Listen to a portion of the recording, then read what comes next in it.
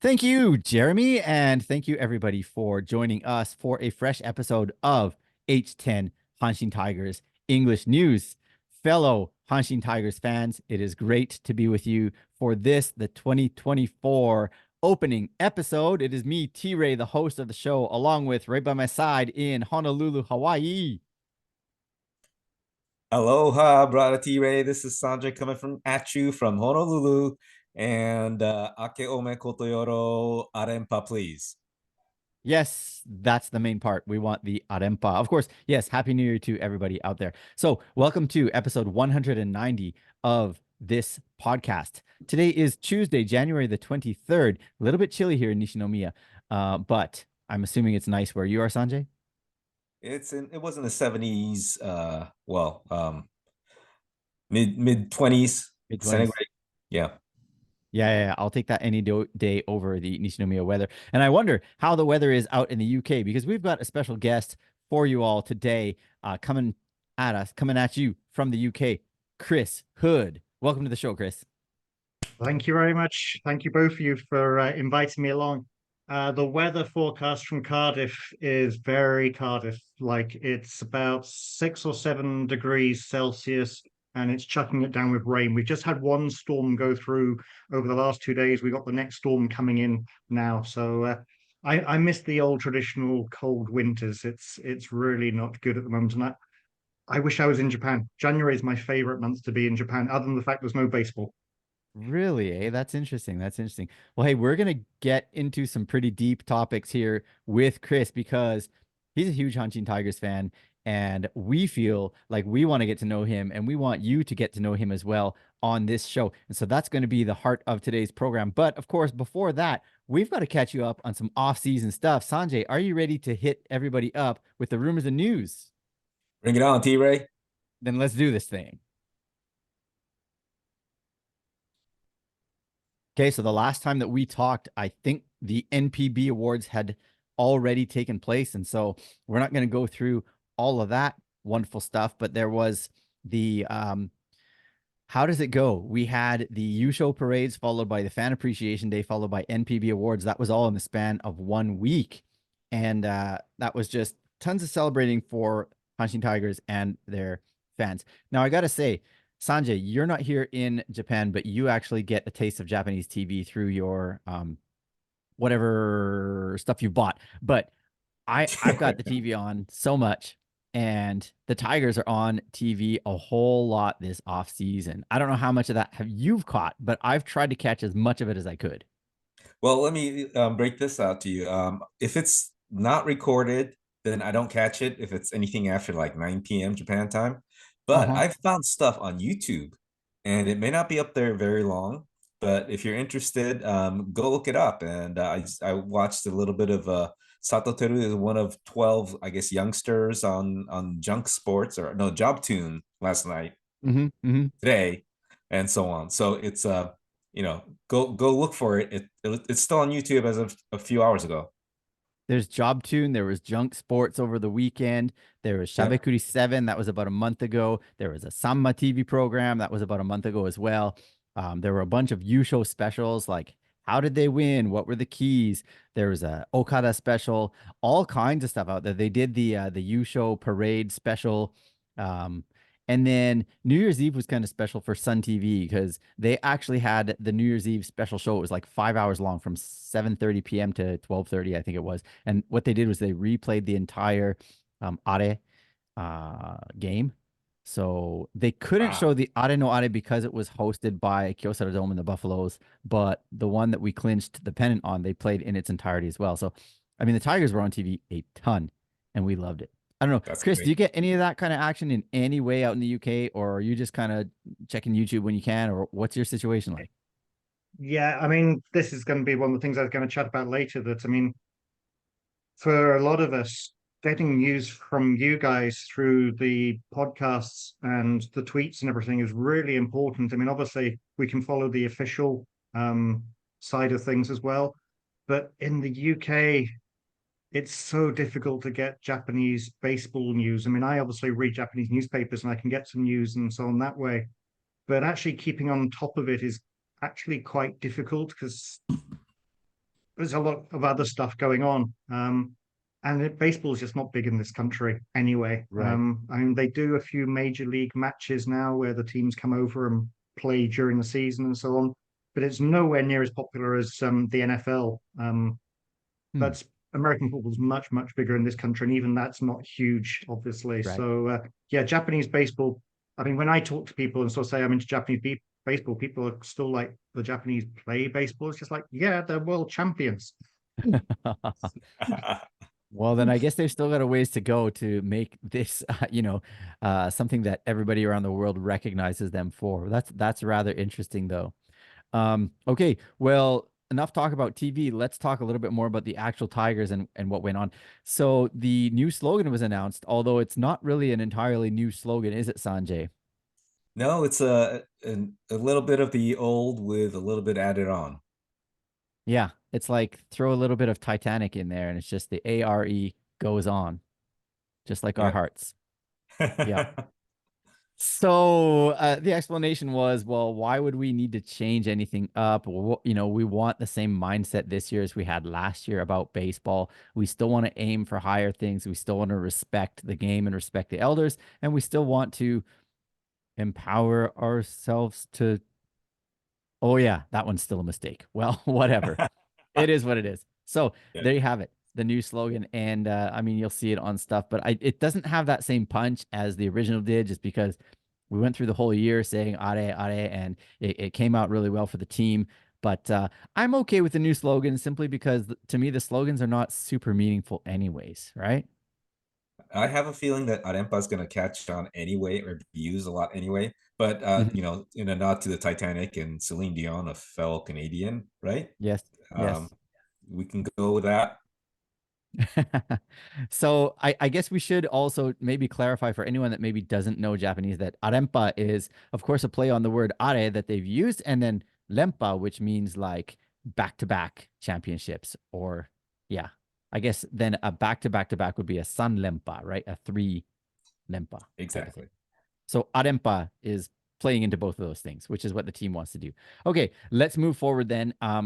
The entire roster had their contracts renewed, at least the ones that are coming back in 2024. And almost everybody is experiencing some big boosts in their bank account numbers. Yeah. Yeah, totally. As well they should. Yes. And the greatest salary increase by percentage was by the MVP, the Rookie of the Year, the ERA title winner. That would be Hanshin no Murakami-sama, right? Shoki Murakami got an 857% raise, which still probably pales in comparison to Yoshinobu Yamamoto's raise. And I don't even know the percent on that, but if you look at the overall figure, my goodness, that guy and his entire tribe is set for life, for generations. You got that right.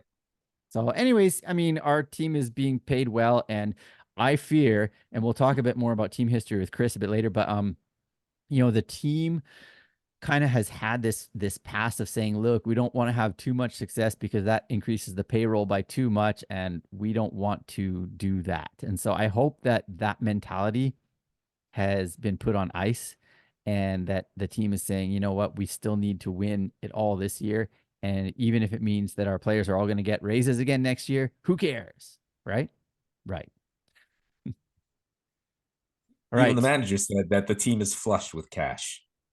Well, there you go. And I mean, let's face it, the fans are buying merch like crazy. The fans are filling the stadium. I mean, there's no way that this team is suffering, No. even with the raises in salaries.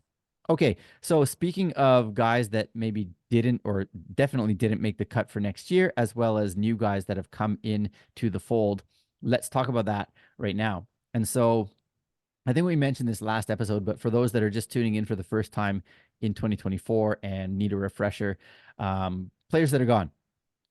Position players include Takayama, Hojo, Yamamoto, and Itayama, right?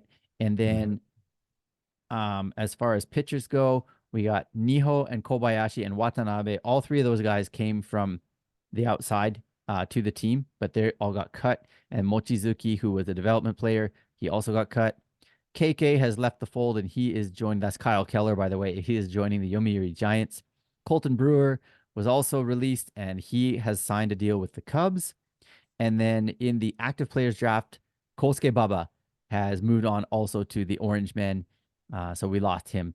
And then 2 players went from regular contracts to development contracts. Those would be pitchers Ippei Ogawa and Haruto Takahashi. Takahashi looks like he might be able to come back this season. We're not really sure about that. But Ippei, I'm not sure about. I don't think he will. I mean, he'll still be on the team, but he won't have his contract restructured. Right. So any thoughts or comments about these guys that have left us from either of you? Chris, got anything to say about any of these players? Any special memories or? No, I mean, this is I think one of the areas where it's really difficult watching from afar is you don't build up the connection with the players in the same way. Because I tend to just see highlights of games, and so much of that tends to be around the same players again and again and again. So, and plus also, I have to admit, I'm really bad with names anyway. So it takes a while for names to stick in my memory. It's been one of the good things listening to your podcast in recent years is gradually some of the names are sticking in. But when I think back the number of years I've been supporting Tigers, and if you ask me to start listing Tigers players, I would probably be mostly listing people from the current roster rather than ones from when I first started supporting them, because the names just come and go. I'm awful with names. Fair enough. And then all of these that's names pretty that we just normal. mentioned. Yeah. That's I was pretty going to say, normal. yeah, I would say so as well. Yeah. I mean, especially yeah, as someone who kind of has the opposite problem, like I'm trying to root for North American teams in certain sports, but there's information out there, but there's only so much time in the day, and the times a day that fit to view the games or the highlights or read articles, like there's just not enough time in a day. So I totally get that. And then, this these players that have left the fold, I mean, they're names that you wouldn't have heard on the podcast much for the entire past season, maybe even the past 2 or 3 seasons. So it makes sense that you maybe wouldn't have any memories of any of them. But Sanjay, how about you, especially with maybe the departing KK and Cold Brew? Yeah, I really want to give a special shout out to KK and Cold Brew. KK, what a nice guy, right? We interviewed him. I got to listen in, and just such a quality human being above and beyond everything else. And you just want to root for the guy, especially when he left not because he wanted to, because he circumstances dictated that he do so. Right. And I'm sure that I was watching a YouTube video today from I think Nakanishi, the former Tigers closer, who said, probably for the best for him, because if he'd stayed with the Tigers, it would have been a tough sledding to try to get him a lot of playing time, given the pitchers that are involved, and given how depleted the Giants' pen is, that he would probably have better opportunities to succeed there than staying with us. So, I'm in that difficult position where I want him to do well personally, but not for the team to do well. Not for their team to do well. And you were saying that he's such a fine quality human being, and so it kind of makes me wonder, well, why would he want to play for the Giants then? Ha. Sorry. Okay, well, let's talk about the guys that are joining the team, including one import. We signed Javi Guerra to 1 year, 1 million or 1 million, pardon me, $1 million deal. So that works out to about 147 million yen, something like that at the exchange rate when he signed. So he's one of the new guys. And then in the active players draft, we pulled Taisei Urushihara. That's a mouthful right there. From the Buffaloes. They've also got an abundance of pitchers, so I feel like probably we got a good guy. And I think that's one of the things that Okada also said. He's like, if we can get any pitcher from the Buffaloes, chances are he's going to be a good player. And, again, pulling from a team that plays in the Western League means that we're pulling probably a player that we've seen a fair amount down on the farm. And maybe the scouts and maybe the coaches on the second squad gave a list of, these players are the ones that if they become available in the active players draft, we need to grab. And I think Urushihara was on that list. Yeah, I think he's definitely not an unknown entity. We're going in eyes wide open. Right.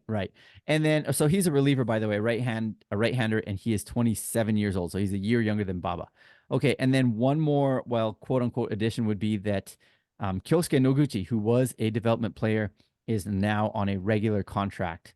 And we'll see soon that he is actually going to be at the first squad spring training camp. So there are some high hopes for him that he is going to possibly work his way into the starting lineup as well. And on top of that, we've got our new draftees that also have joined the team. We've talked about them in previous episodes, and we're going to jump into them right now because the next bit of news is that on January the 7th, 8th, they entered the Hanshin Tigers young players dorm, right? The Yep. Kofuso is Kofuso. what it's called. Yeah. Yes. And interestingly, so that's right next to the ballpark, the farm ballpark down in Naruhama. But because the team is moving next year to a different farm location, I'm assuming they are the last crop of players that are going to be making their way in to this building as Oh, newcomers. so Because they're gonna move Kofuso again. yes, I think so. And I think it's already built or it's being built. It's planned for, whatever. So yeah, it's going to be moved because otherwise it would be really tough for them to get to and from the new ballpark. Sure, makes sense. So the new ballpark, by the way, it's along the Hanshin line, which this one isn't. This one is actually like a bus ride from from Hanshin Koshien Station. Maybe like 15-minute bus ride. The next one is going to be maybe a 3-minute walk from Daimotsu Station, which is in Amagasaki, so one town over. But for them to, for example, get from the farm facility to the main facility, and for fans to do that as well, it's just going to be lickety split. It's going to be so good. So looking forward to that in 2025. Okay, back to what we were talking about. The 8 players that entered the dormitories. First round pick, Kaito Shimomura, pitcher. He brought a bunch of manga with him. They always ask, like, what's your special item? What did you bring with you into the dorm to keep you company or to comfort you, whatever? So he brought manga. Second round pick, right-handed pitcher Tsuyoshi Shiba brought fishing gear because he's a big-time fisherman. He loves fishing. In fact, he just said on a TV program just this past Friday, he said, if I hadn't aimed to be a pro ball player, I would have tried to be a pro fisherman. That's how interested he is in fishing. Third round pick, infielder Shuya Yamada brought a giant Winnie the Pooh stuffy. I mean, it's probably like 2 or 3 feet, 2 feet maybe in size. Kawaii ne. Kawaii. 18 years old, and I think that's going to really endear him to the female fans. As for foreign fans that look at that, like, I think he'd probably get beat up or hazed if he did that on a North American team. Am I wrong? It is what it is. Okay, our next pick, Aoi Momosaki, also an infielder, 18-year-old. He got a signed T-shirt from all of his high school teammates, the baseball team. And he's got an interesting story. I think we talked about this a bit last time, but he actually quit playing baseball partway through high school because he was just fed up with things at his high school. He moved over to another high school, and it was one of his junior high school playmates, friends, that said, hey, man, you got to join our team. We need you, and you need to get things back, in order because you got talent. And so he did. And so I think this signed T-shirt is extra special for that reason for him. Yeah, good point. Number 5 pick was Yuya Ishiguro, right-handed pitcher. He's out of the Industrial League, and he was working for and playing for the JR Nishi Nihon team out in Hiroshima. And so he brought a little mascot stuffy. It's probably about, I don't know, 6 inches tall, something like that, 15 centimeters, whatever, just a little thing. That was his good luck charm. Tsuda, Junya Tsuda, our 6th round pick, right-handed pitcher. He brought a giant cushion or pillow or whatever. I used to call it a Conan pillow, and I don't know if that's still a thing or not, but it's just like this giant, you can turn it into like a little sofa almost. So it's not bed sized, but it's a nice big size, so you can just flop down on it. That's his thing. And then we had 2 development picks. Kai Matsubara, a right-handed pitcher, brought in a big bottle of booze. And it's not because he wants to drink. He actually says he doesn't drink, but because it's from his hometown. It's from I forget, somewhere in Toyama. And the name of the company has the kanji for win, sho, or katsu in it. So he brought it for that reason, kind of as a good luck charm. And then finally, Kane Fukushima, outfielder. He brought a glove from his university playing days. So nice, worn in. And he's really happy to have that as his comfort item. Cool. So we welcome those 8 guys to the team. All right, let's move on. We've got some wonderful news that actually just hit the press kind of today or hit the socials today. Everybody's favorite former catcher and all-star, all-world pinch hitter, Fumihito Haraguchi, received word from his doctors today that he is 100% cancer-free. So we're super stoked, super happy for him. Way to go. if you recall, it was in 2019, it was January actually, that he made the announcement on his Twitter account, which he had just opened for really for the purpose of that, for announcing to the world that he had been diagnosed with cancer. And he'd have to undergo radiation, I think radiation treatment and other kind of things to get rid of the cancer. And if you'll recall, he miraculously came back in June and hit I think it was a pinch hit double in his first at bat. And then he had a walk-off single a few days later against the Fighters. And then he was chosen as the last pick in the All-Star game that year, even though he'd only played in like a handful of games, hit a home run in each of those games, right? And was named Yeah. like he got one of the MVP or some kind of special award at the All-Star game. So, I Yeah. mean, the guy's just got such an amazing story, and the fact that he's fully come back, like I couldn't be happier. Yeah. And so the 5-year mark is like a milestone in the cancer world. When if you're free for 5 years, you consider it 100% free.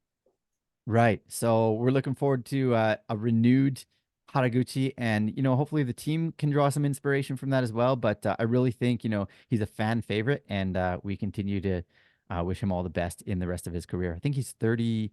He'll be 32, I think, in March. So he's still on the, I don't want to say young side.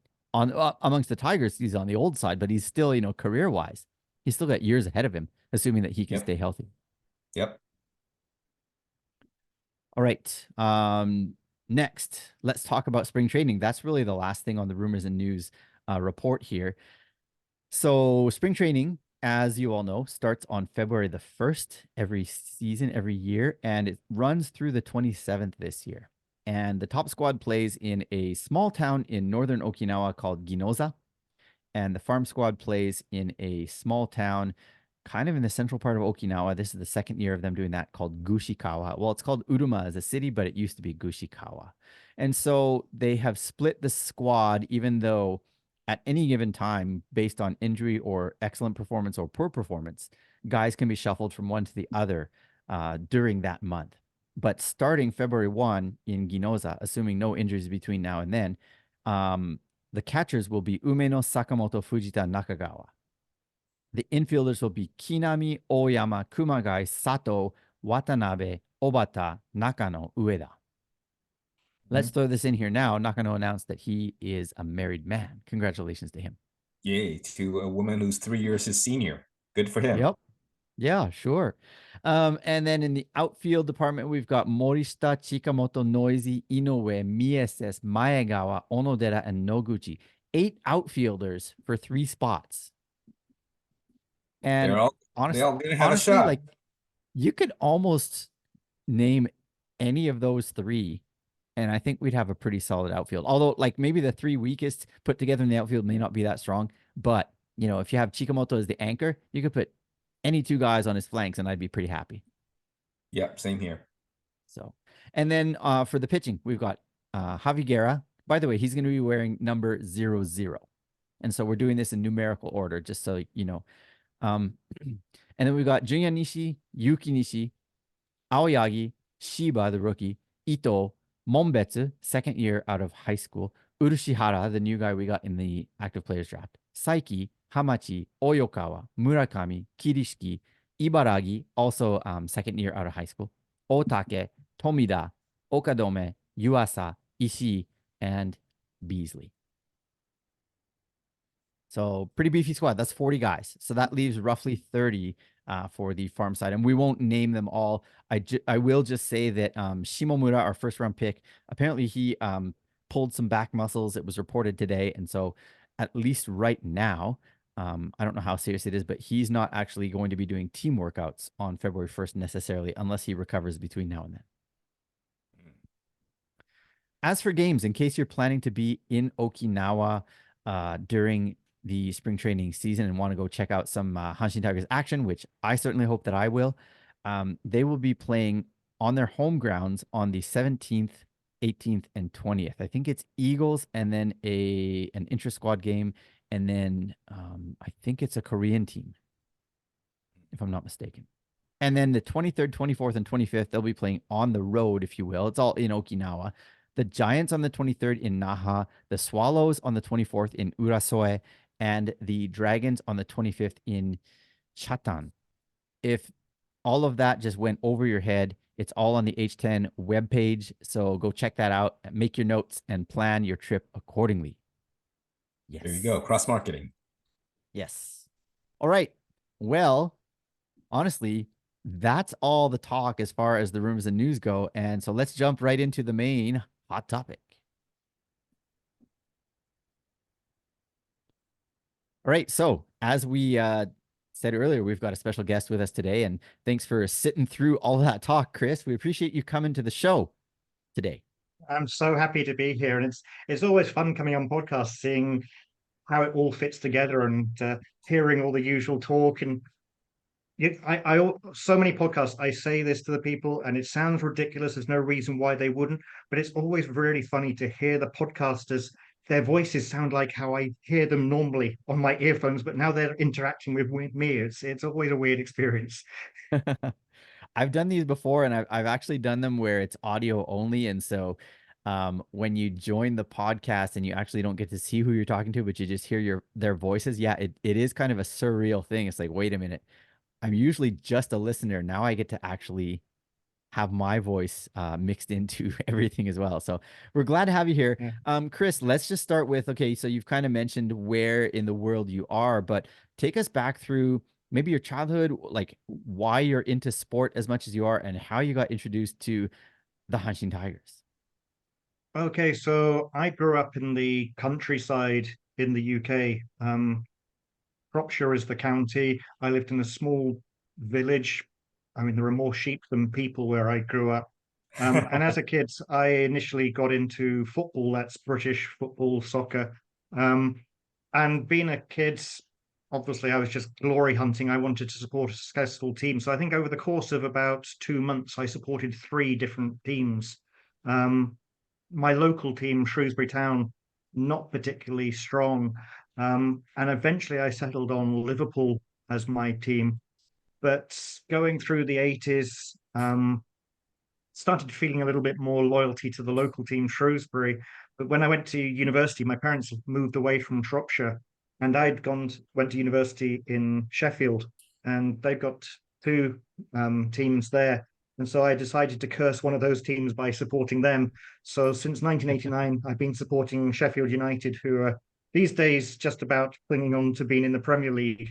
But it's been a rocky period for them. And I seem to fit with teams where they have this unbelievable skill of grasping defeat from the jaws of victory. So, and that theme, to some degree, follows through all of the sports. The second sport I actually got into was American football. It was getting kind of cult following, I guess, in the UK from the mid 1980s. They would show highlights on a Sunday, but it'd be the highlights from the previous Sunday. It's not like now where you can watch games live and all the rest of it. So from the mid 80s, I been supporting the Cincinnati Bengals, who again are one of those teams where we just don't talk about the 1990s because it was so abysmal. I mean, they've become a strong team again now, but again, another one of those teams where they're not good for the heart. It's tough watching them. And then the third sport I got into in the 80s was actually sumo. My sister was really into it, and she's a few years older than me, lived in London, and whenever I went down to visit her, she would put on recordings of sumo. Channel 4, one of our terrestrial TV channels, used to watch showed sumo highlights.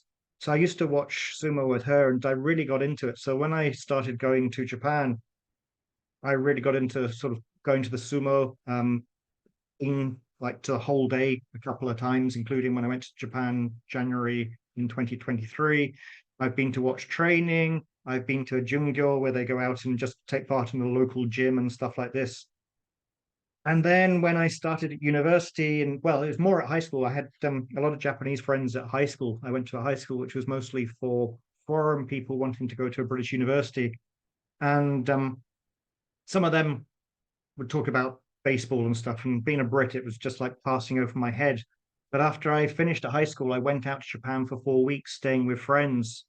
And the friend I was staying with in Tokyo was really into the baseball. And of course, it's just on all the time in the evening. And we just sit there with our beers and eating pocky and stuff like this. and this is where you're going to throw me off the podcast. Because of the influence of friends, Mute him, I mute him. started supporting a certain unmentionable team, and Oh no. even went to Tokyo Dome and bought a baseball cap of that unmentionable team. But when I went to university, I mean, I was still wearing this cap in the first year of university. I started to learn a little bit more about Japanese baseball. Um, and we went out to Japan during our first academic year, and I realized that the team I thought the team I was supporting really wasn't the team for me. They were like the equivalent of a Manchester United or something. Mhm. And one of my host families actually, when we had a period up in the Kanto area, staying in Kawasaki, we then had 5 weeks in Osaka, and my host father in Osaka was very much a Hanshin fan, and that started the conversion process. And by the time I graduated and went out to Japan to do the JET program, I completely become a Hanshin Tigers fan by that stage. So that's now 30 years ago, I guess, 31, 32 years ago. Rescued from the jaws of death. That's Absolutely. an interesting story though. But it's funny how um there's definitely that polarizing view of the orange team, as well as you look at like Manchester United, you look at New York Yankees, these powerhouse or rich teams, or you can call them what you want, but there's always that team that you're either a fan of them or you're against them, it seems. Yeah, and I've got a lot of Japanese friends who, when I ask them who they support, because I mean, you guys have got your cap on, I should put my cap on, really. When they Mercy, I love it. see me wearing my cap, we start talking about baseball, and I say, well, who do you support? And they'll just say, whoever's playing against the Giants. It's as simple as that. They don't follow a particular team. It's just whoever's playing against the Giants. So they are so polarizing in that way. Maybe a little less so now than they were when under some of their previous manager Nagashima and so on. But Yeah. yeah, it's polarizing still, and I think also because of what the company as a whole represents with the newspaper and everything as well. I think that probably plays a part too. I would say for people that kind of know the organization in depth and maybe know a little bit of the history and those types of things, for sure. Yeah. So you said you were on Jet. Where and around when was that? Because I was also on Jet. I'm assuming we didn't overlap, but I'm just curious as to what part of Yes, Japan you ended up in. so I just did the 1 year on Jet. I mean, I originally planned to do more. Hmm. I sent out when I finished at university, rather than taking my belongings home, I think I sent most of my belongings out to Japan, thinking I was going to be out in Japan for years and years. And in the end, just did the 1 year on Jet. And I Hmm. was in Seto, which is just on the outskirts of Nagoya. Hmm. So the home of pottery in Japan. Seto mono is the one of the Japanese words for pottery, and it means a thing from Seto. Hmm. I was actually there one of the years when the Dragons were champions, from what I remember. I think all the local departo were going to be doing special sales and stuff like that to celebrate and so on. So if I had changed my allegiances to the Dragons, it would have worked out quite nicely. And indeed, a number of years later, in 2004, when I was doing some of my research about the Shinkansen, JR Central actually took me along to a game at Nagoya Dome, to go in the JR Central box and all the rest of it. So I mean, and again, I think that year Dragons were strong, maybe champions. If I'd been a Dragons fan, those two things have been brilliant. As a Hanshin fan, it's just like, yeah, whatever kind of thing. But I mean, going back to what we're sort of saying with the Giants as well, there's another aspect I think with Hanshin is that maybe partly because there haven't always been as many championships and so on as the Giants.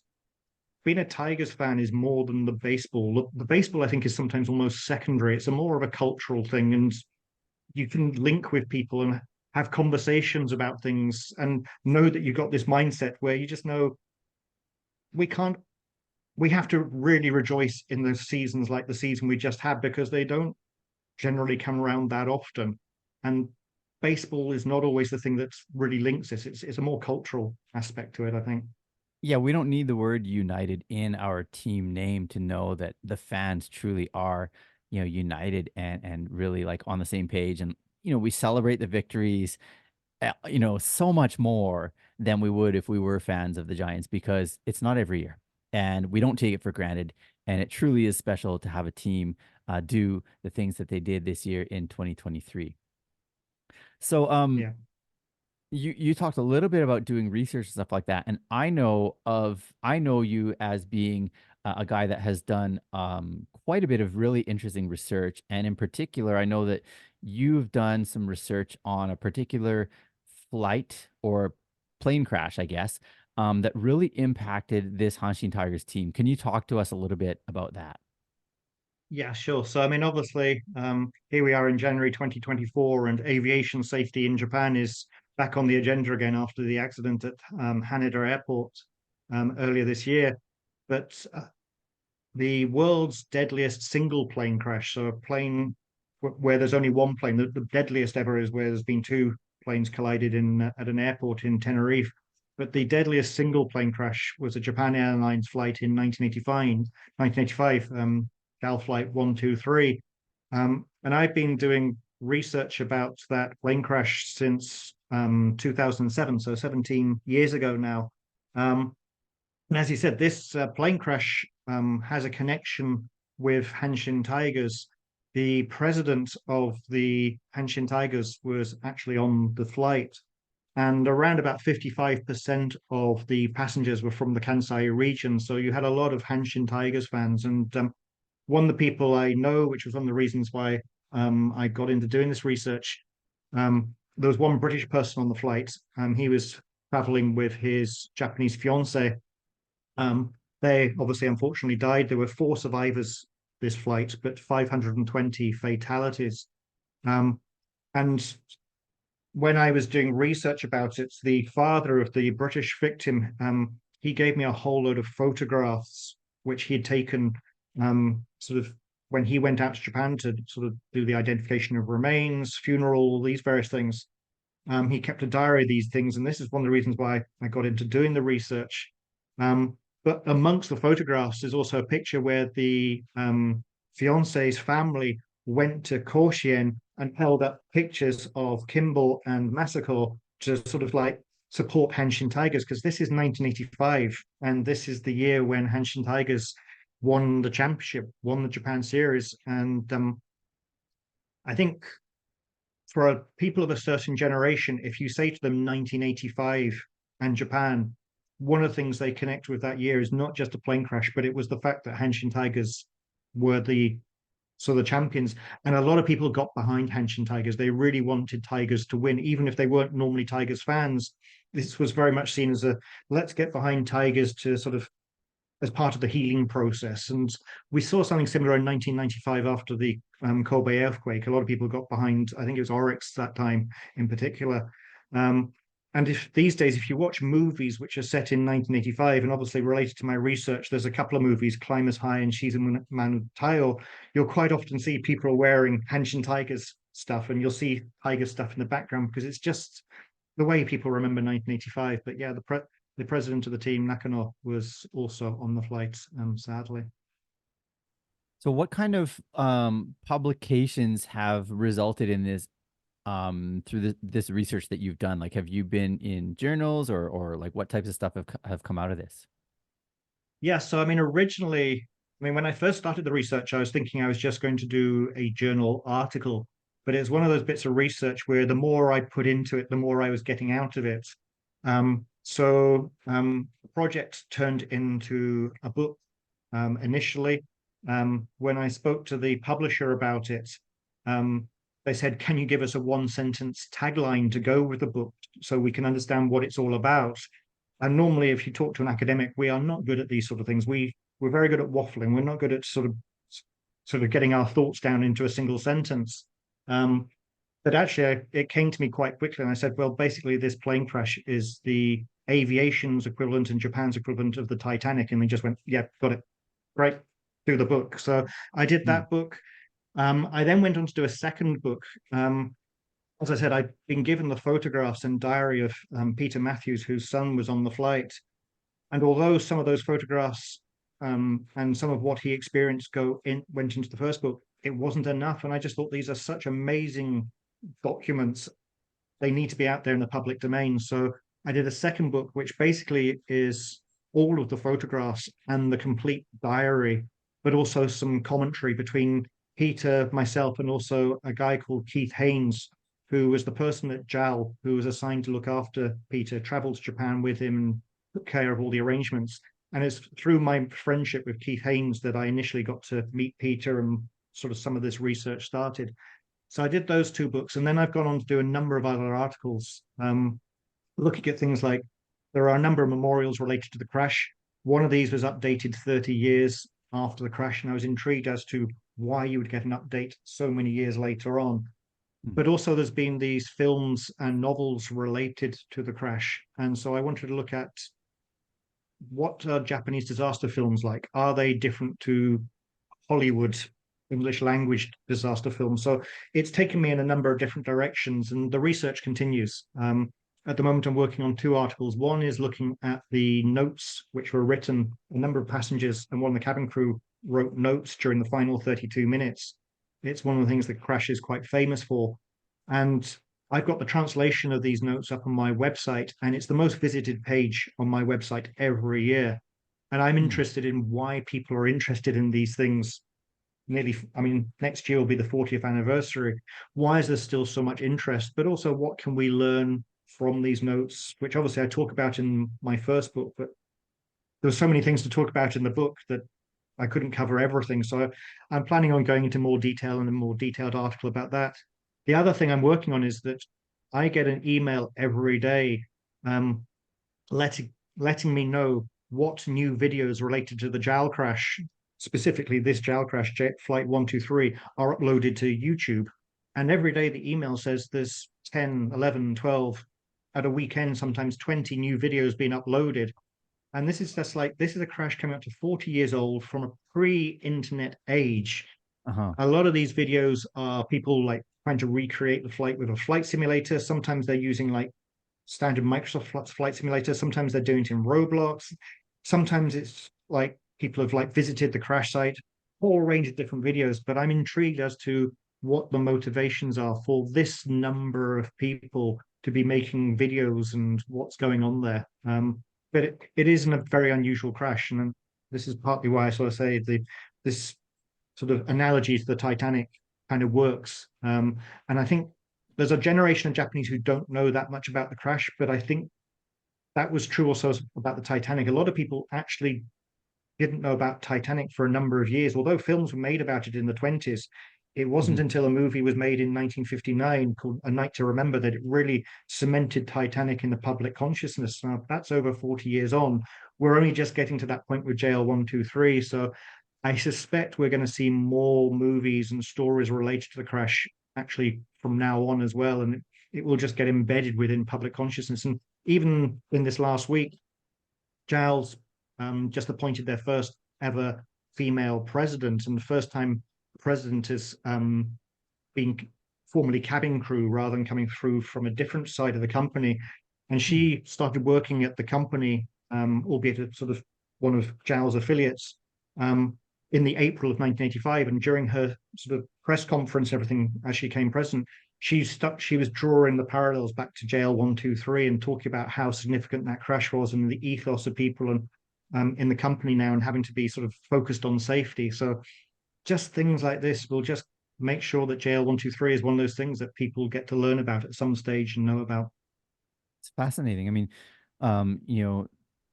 this was obviously kind of a human caused disaster. And then we've had, since the calendar flipped to 2024, we had a rather significant earthquake up in Ishikawa. And, Japan is definitely a country that is not a stranger to calamity or, whether it be natural or, human caused, whatever.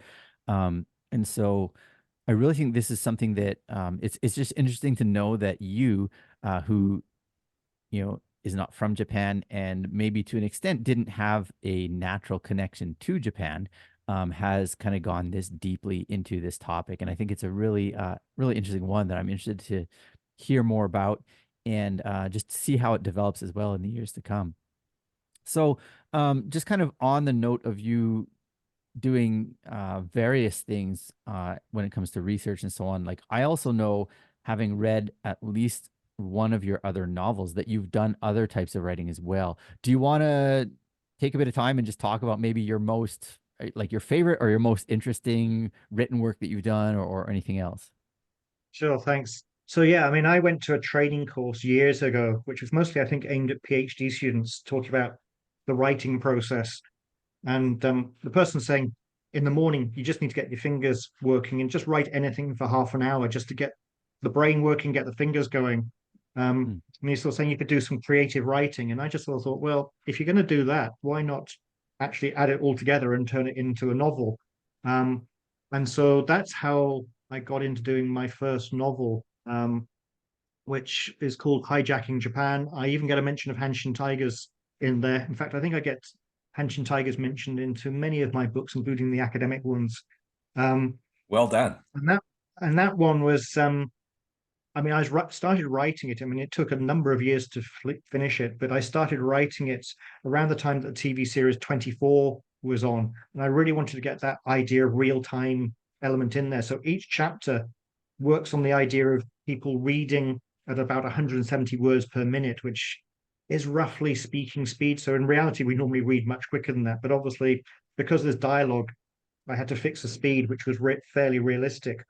And most of the chapters progress in that sort of real time way. So if a chapter is 1 minute long, it's 170 words. If it's 10 minutes long, it's 1,700, and so on. And then from there, I've gone on to do two more novels so far. Tokyo 2020 Vision, which was set around the time of the Tokyo Olympics. I literally just published the book when COVID struck and the Olympics were put back a year. So I did a quick change to the book. It The COVID side of things means that certainly one element of the book doesn't totally work, but I think in time we're going to start forgetting what COVID was and all the rest of it. So I think it's fine. But the second and third book, so Tokyo 2020 Vision, and the next one, although my third book is very confusingly called Four. I chose that title because in Japanese, the number four has two readings, one which just means the numeral four, the other reading means death. And so the book is in four parts, and each part has like an element, a story talking about death. And those two follow the fortunes of a photographer and a reporter who works with him. And this photographer, who's I call Iwakura, he's the sort of the main protagonist of a series of books I've planned. I'm working on the third one in the series, although it's been much delayed. Um, and I know what I'm doing with the fourth one. I just need to actually sit down and write these things. But I've always got a lot of projects on. I write a lot more blog posts than I used to, so that takes up some of my time as well. I'm also working on a book all about fans of the pop group Frankie Goes to Hollywood from the 1980s. That was meant to be finished last year, if not the year before. I really want to get it finished this year because this year is 40 years on from 1984, which was their big year and everything. So I feel as though this is the year I really need to get it done. So yeah, I do a big range of writing, and I just wish there were more hours in the day to get it all done. Well, so I You just got to read. relax. Very good. So I read four, and I was really fascinated by it. I really liked I liked the protagonist, and I liked the reporter as well that was alongside him. And I really felt like, and I don't know if you intended for this to be the case or not, and I'm not going to put any spoilers out there, but I did feel like there is some tension between these characters, like kind of sexual tension or just like this, you know what I mean? Like, you know, is there going to be something here? Is there not? And like, Yeah, but then every time, that's definitely there and deliberate, and yeah. yeah, that's going to continue through both books. But I'm not going to say how it gets resolved and what's going on. But yeah, Yeah, okay. Well then I will definitely pick up the books when I can as well. No, it's really good, and I love the fact that it kind of takes you to each of the four main islands in Japan as well, right? Like there's one set in yeah, Hokkaido, one in Honshu, one in Shikoku, and one in Kyushu. And so yeah, you yeah. get like a The geographic background to the feel of book the was land that as well. they were going to do this like almost like coffee table book kind of thing or something like that, where he's doing the photographs and she's writing. The reporter is writing Mhm. articles, and they were going to be looking at sort of important social issues like depopulation and stuff like this, but other things get in the way, and so it turns into sort of like mystery type stories as well. Yeah, it was really cool. And yeah, I just really appreciated that it had some depth to it. You didn't try to fake or ignore Japanese history or culture or things like that. Like, it was, there were parts that were well explained that needed to be explained. There were other parts that, like, it was clear that this wasn't just slopped together. Because I've seen foreign writers write stuff about Japan that included a real cultural bias, either for or more often than not against Japan. Like, well, the Japanese think about things this way, or this is the Japanese way of, you know, ignoring the issue, or sidestepping it. And like, there's no real, I didn't really sense a cultural bias. And so I felt like Iwakura, or Rock, was someone that you could really root for. He kind of had this real endearing side, even though he was far from a perfect protagonist. And so, yeah, I really enjoyed it. Excellent. Well, So, thanks for that. Much appreciated. sure, sure. Sanjay, you got to pick it up, man. I got to do that. Yeah, I will. And I don't even know, also, Sanjay. Are you much of a book reader? uh, it Not comes to and put you on the spot. goes. Uh-huh. It comes and goes, and some of the, you look at my bookshelf over here, and I got a bunch by it's all about baseball. So I Uh-huh. got Robert Whiting, I got Robert Fitz, I got Marty Keener, plus just Michael Lewis, just because he's in finance, and I used to do that too. So, but what I was going to say was, T-Ray, aren't you working on a book too? Yes. Yes. And like, I could probably pick Chris's brain a little bit more, but just even some of the things he's already talked about writing has kind of struck a chord with me, or like, oh yeah, true, true. Yeah, I've been working on the 2023 Hanshin Tigers season, and you know, honestly, I've been surprised but not at the number of books that have already come out about the 2023 season. It seems like everybody has already got their book written, and I don't know if they just used like AI to create their books for them or what, but I've been doing this manually. And I don't even know. What did I tell you, Sanjay? At last count, I think I had like 33,000 words done. That's what you And told me. Yes. yeah, and That's good. it's probably not going to get much past 40,000, but I've still got a ways to go. So I'm hoping to have it out by sometime in March, preferably early, but maybe mid-March, a good couple of weeks before the season starts, so that people are thinking baseball, can't wait for the season to start, and maybe want to be reminded of what a great season 2023 was. And obviously my angle, if you will, or what makes my book different than everyone else's, is it's in English. Yeah, there you go. I was So going to That's it. say there may be other books out there, but how many of them are in English? yeah, zero. So And the thing I there, find quite often about Japanese books when they come out quite early, because I mean, some of the first books about the crash, which I do research about, were coming out uh, weeks after the crash. Is that uh-huh. actually when you get into the book, it's not just about the crash. They've actually talked about something else. So I suspect some of these books that are coming out about Mm. Hanshin Tigers season actually talk about other things, or it'll also be clear that they always had planned this book and they were writing it through the season, to Yeah. which probably means they've done that every year, and those manuscripts are just being sat there or gone in the bin at some stage or another, and finally they get the version that someone's going to actually want to read. Yeah, it's entirely possible. I would say so too. So, hey, now that we're on the topic, thanks for redirecting this, Sanjay. Now that we're on the topic of the 2023 Tigers, Chris, you came out to Japan at least once because A, the picture, your background picture on today's Zoom call is from that day, and B, I met you after this very game. So, how Yeah. many times did you come to Japan in 2023, and how many of those involved going to see Tigers games? So in 2023, I came out twice. Um, so I first visited Japan back in 1989. And since then, I generally come to Japan once or twice a year. There's only 4 calendar years that I've missed. Two of those, obviously, thanks to COVID. Um, but in 2023, I came out twice for 2 weeks back in January, which I mentioned earlier is my one of my favorite months of the year to visit Japan because it's sort of crisp blue sky and so on for a lot of the time. But obviously no baseball at that stage. And then I came out again in May. And both of these trips, well, the first trip was mainly for some research for doing on the second edition of a book I write. It's like a textbook called Japan the Basics. That's going to be published and coming out in May 24. So I was mostly doing research and fieldwork on that in January. In May, I came out to visit my students and some of our exchange partners. but was dotting I's and crossing T's on some of the research and so on. And it just meant, unfortunately, I just happened to be in the Osaka, Kobe area on a day when Hanshin were playing at home. So I went with my host father from that I mentioned earlier in the podcast. We went together to the game against Hiroshima. And Tell us what happened the at the game. photograph. How did it end? But so yeah, that was quite an incredible game. It's so Yep. tense. This was the game which you mentioned a couple of times in the podcast, in terms of sort of key moments of the season and so on.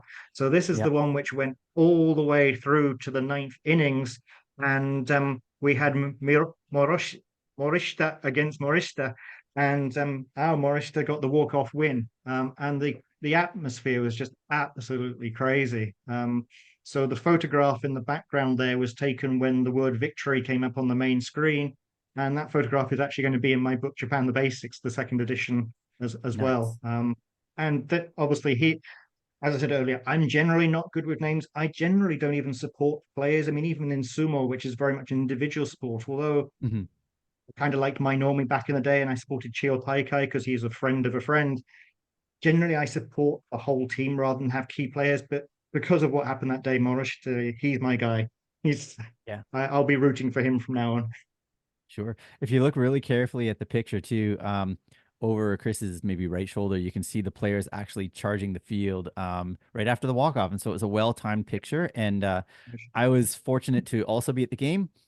And I was taking it in from the first base Alps. It looks like you were in the right field stands, correct? Yeah. Yep. And so we got to meet up just briefly after the game. And yeah, it was nice chatting with you at that time. Um, so how much of the rest of the season, we've talked a little bit about how hard it is to kind of keep up with the team and stay fresh on everything that's going on. How much did you get to watch and what were your thoughts of the 2023 Tigers? How did they compare even just say to the 2022 or 2021 editions of the team? Sure. So, I mean, I think the key thing to mention when it comes to trying to follow Japanese baseball in the UK is the time zone issue. I mean, we're talking now at a time when games would be just about starting in Japan. Mm-hmm. It's 9 o'clock in the morning in the UK. When we go into British summertime, which is largely when the baseball season is, that's 10 o'clock. But Mm-hmm. that's when it's work time. I can't be sitting Right. around watching live games, unfortunately. Academics actually do work. We don't sort of just put our feet up all day long, contrary to popular belief. Um, so most of the time, I can't follow the game live. I use an app called SofaScore, which will send me updates. And usually for baseball games, I usually just get it to send me the notification of when the game's finished. So Mm-hmm. although I might glance at it during a game, generally the first I know what's happened is when the notification comes through on my phone and buzzes to my watch to say what the result is. Um, and then after that, I will try and go on to either YouTube or more often than not, Instagram and watch some of the highlights or videos there. But it is so difficult to keep on top of. And because of the time zone issue, I tend to be reading the Japanese news about baseball games the day after it happened. So Mm-hmm. the next game is just about starting when I'm looking at a newspaper talking about yesterday's game and so on. Got it. And so it gets quite confusing to try and keep track of what's going on. And this is where I find you guys and the podcast you do so incredibly useful, because it's just having that one episode every couple of weeks just to remind us where we've got to, what's going on, talk about what games are coming up and so on is really, really critical and important to us. In terms of what the team is like at the moment and has been like, I don't think we really realized until August just how good they really were. I mean, obviously they've been leading and have been gaps through the season, but I think when we got through August and we always have that time when we're away from Koshien, and they were just still bringing in the wins. It's just like this is different. This is not a normal Hanshin team. I think many of us were still thinking it's still possible for them to find a way of throwing this away. And then going through August, it's like, no, this team is really, really good.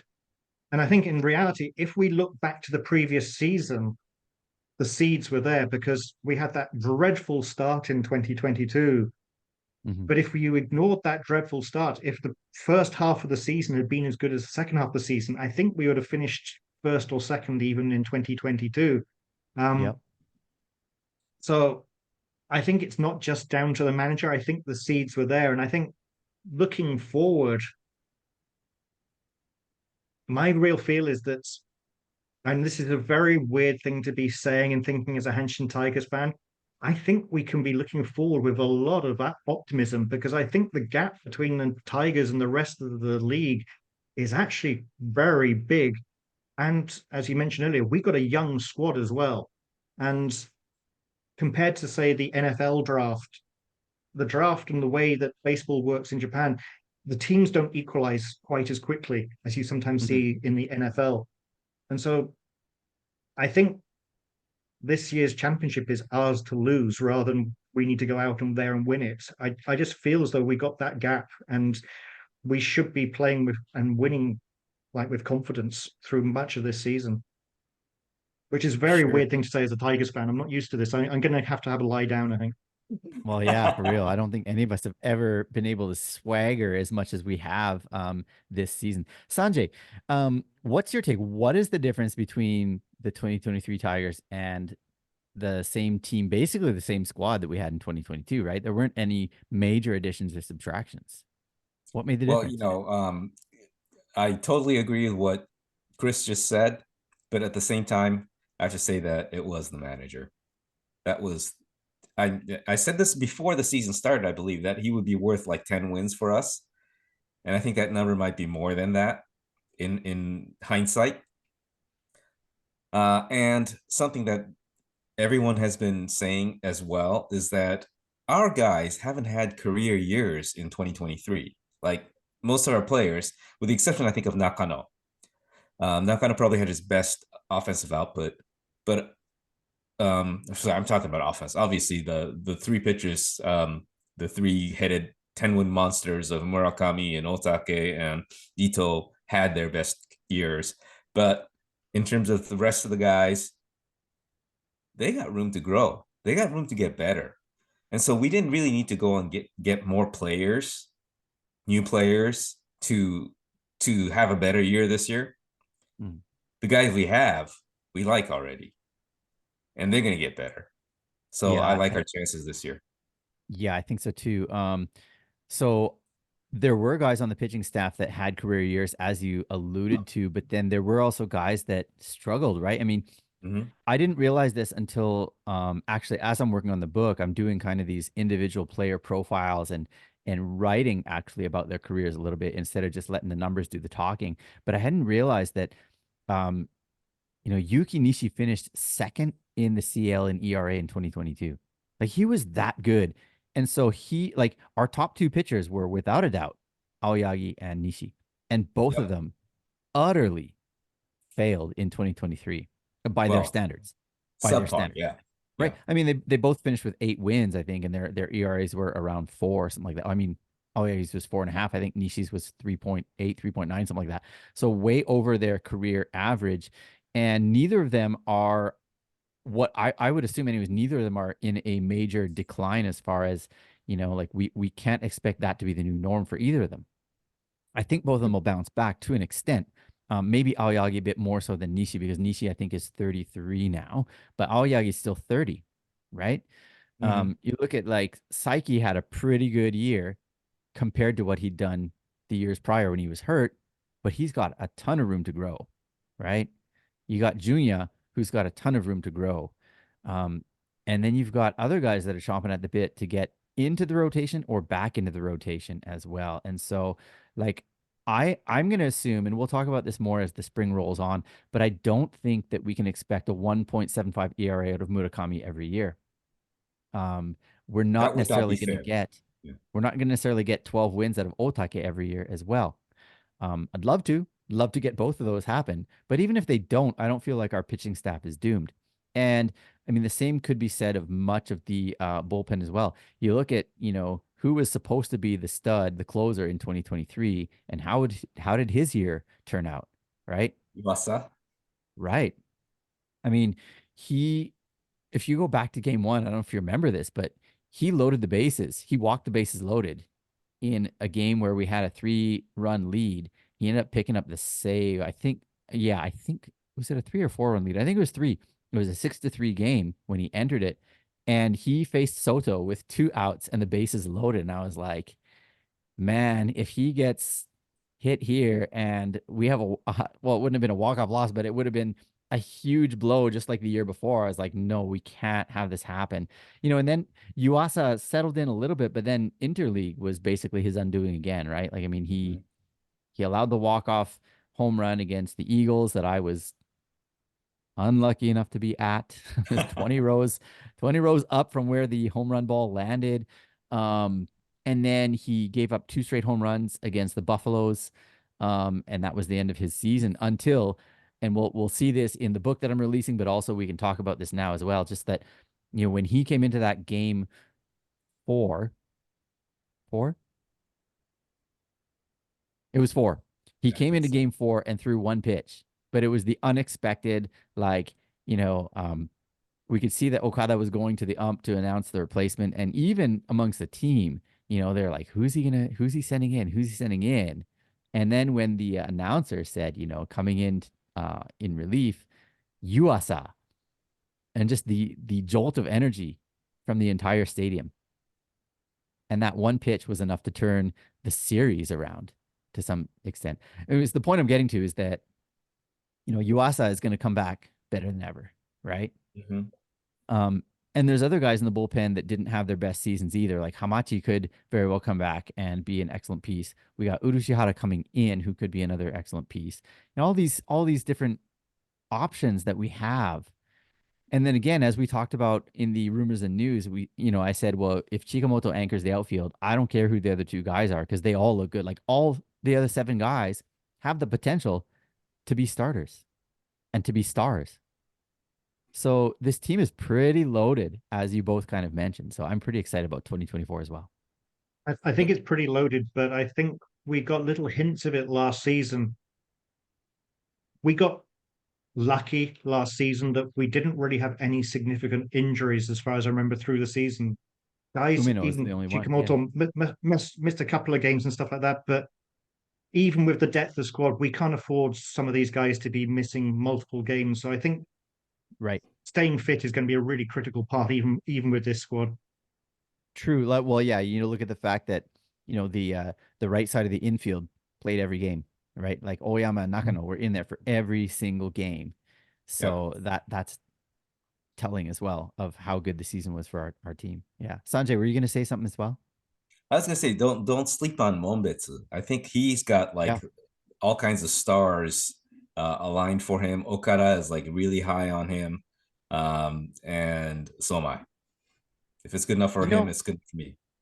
Yeah, and just to kind of, I guess, wrap things up in a way, there were times that I kind of doubted Okada, especially early in the year, and even more so in the offseason. Last year's offseason, when he said, look, we don't really need to chase any free agents. We don't want geezers on this team. And I was like, you're not looking in the mirror, are you? But also I was like, no, why aren't we at least putting in an offer for Mori?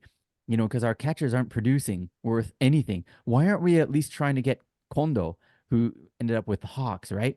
Like, these are some red ticket free agents that they could really have put our team over the top.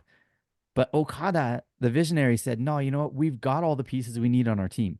And so this offseason now, when he says, we don't need to bolster our team. We don't need to pursue free agents. We don't need to trade. We don't need to, be aggressive, with foreign acquisitions either. I trust him this offseason more than I did last offseason. He's got a plan, and let's see it come to fruition. Hear, hear. Yep, excellent. Ade goes on. Yeah, Ade does go on, and surely as we continue with this show, we are going to go on and on reporting the news to all of you. Well, guys, we're going to wrap this thing up right here. So let me just go through the closer here. That's a wrap for another episode of H10. Thank you all for tuning in. And if you haven't gotten your fill of us, we are out there on the net.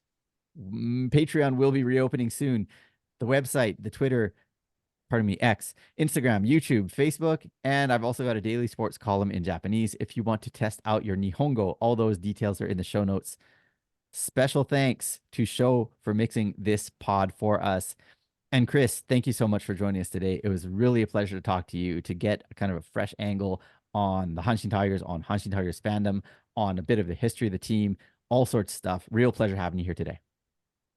Thank you again so much for having me on, and thank you both of you for continuing to do this podcast. It really does mean so much to us around the world, following Hanshin Tigers, to have a podcast like this. So keep up the great work, guys.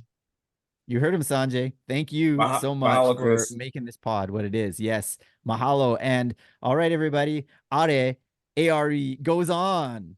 Goes on. Goes on.